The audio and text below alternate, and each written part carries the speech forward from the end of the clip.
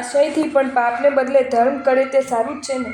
મોક્ષને કેન્દ્રમાં રાખીને જ ધર્મની વાત છે. તમે તપ, ત્યાગ, સંયમ પાળો, સદાચાર કેળવો, અબજો રૂપિયાનું દાન કરો, બ્રહ્મચર્ય પાળો, નિર્વિકારિતા કેળવો, પણ જો મોક્ષનું લક્ષ્ય ન હોય તો તે ધર્મની ફૂટી કૌડીની કિંમત નથી. જૈન શાસનમાં પરમ તત્વ મોક્ષ છે.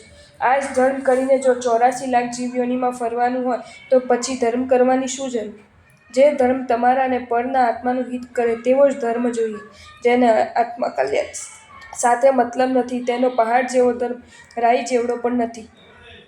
અભવ્યના જીવો કેટલો ધર્મ કરે છે, છતાં તેની શાસ્ત્રકારોએ ક્યાંય પ્રશંસા ન કરીને. માટે ખાલી ધર્મનું મૂલ્ય નથી, પણ આત્મકલ્યાણ સાધક ધર્મનું મૂલ્ય છે. જે મોક્ષને નકામો માને તેને માટે આ સંસારમાં ધર્મ કંઈ કામનો નથી. જગતમાં ખરું સુખ વિકાસ મોક્ષમાં જ છે.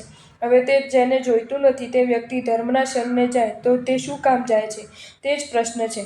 તમારો પહેલો પ્રશ્ન હવે પૂરો કરી લો કે શ્રાવકના વંદિતા સૂત્રમાં આવે છે કે મંજમ્ય મનસમી માટે અપવાદ માર્ગે આવી શકે છે, પણ વગર કારણે ખાય કે સેવે તો તેને સારું ન જ કહેવાય.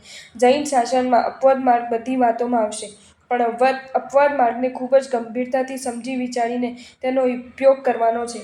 જિનેશ્વર દેવોએ કોઈ વસ્તુનો એકાંતે નિષેધ કર્યો નથી. જે હિતકારી હોય તે રીતે પ્રવૃત્તિ કરવાની છે. એકાંતે અહિંસા જ પાળવી અને હિંસા ન કરવી અને એકાંતે સત્ય જ કહેવું અને અસત્ય ન કહેવું એમ ન કહેવાય. પરંતુ પ્રસંગે આત્મહિત થતું હોય તો અસત્ય પણ બોલવું. પરંતુ બધે ગંભીરતાથી વિચારવાનું આવશે. આપણો ધર્મ ત્યાગવાદમય છે.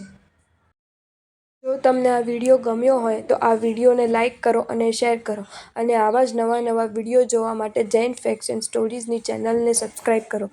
ધન્યવાદ.